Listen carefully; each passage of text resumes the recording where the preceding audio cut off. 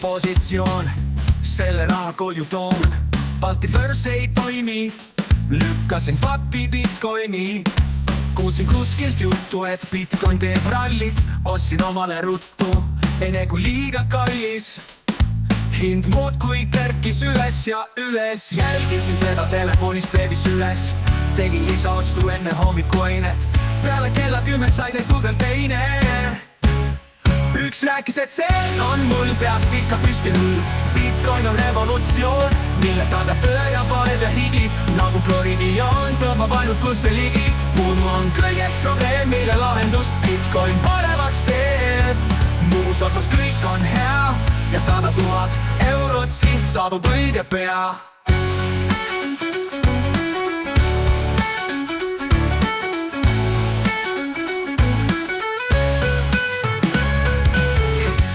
Aina kõrgemale rallis, oleks võinud mõelda, et siit juurde osta on kallis. Nõnda mulle ei öelda, tõstsin oma panust 10 Bitcoini, riigin seda sammu lausa anus.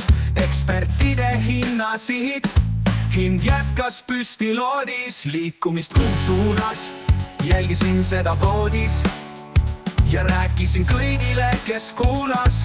Mult küsiti, mis mul mõttes, osta soodsalt ja müüa kõrgelt.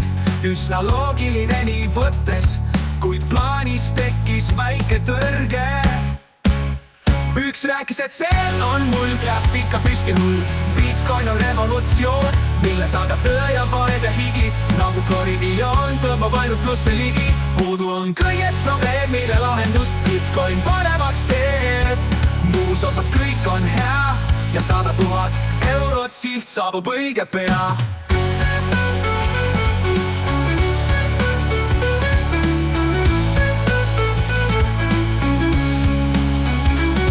Jätkas püsti loodis, liikumist kuu suunas, jälgisin seda voodis ja rääkisin kõigile, kes kuulas. Mult küsiti, mis mul mõttes, osta soodsalt ja müüa kõrgelt.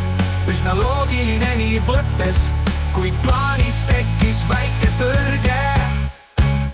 Üks rääkis, et see on mul peast ikka püsti hull. Bitcoin on revolutsioon, mille taga töö ja vaev ja higi. Nagu kloriidioon tõmbab ainult plusse ligi. Puudu on kõigest probleem, mille lahendust Bitcoin paremaks teeb. Muus osas kõik on hea ja 100 000 eurot siht saabub õige pea. Bitcoin on revolutsioon, mille taga vaev ja rallis. Oleks võinud mõelda, et siit juurde kosta on kallis. Nõnda mulle ei öelda, tõstsin oma pandust 10 Bitcoini riigin. Seda sammu lausa anus, ekspertide hinnasihid. Hind jätkas püsti loodis, liikumist kuu suunas, jälgisin seda voodis ja rääkisin kõigile, kes kuulas. Mult küsiti, mis mul mõttes, osta soodsalt ja müüa kõrgelt. Üsna loogiline nii võttes, kuid plaanis tekkis väike tõrge. Päevad minul viimast suuremat ostu, hind hoopis langema hakkas. Enam kuule jõudmiseid jutt ei kostun, Bitcoini hinnaralli lakkas. Kuna tipust enam müüa ei saa, tuleb ümber mõelda oma plaan. See, mis enne lühiajaline spekulatsioon, nüüdsest hoopis hoodlel positsioon.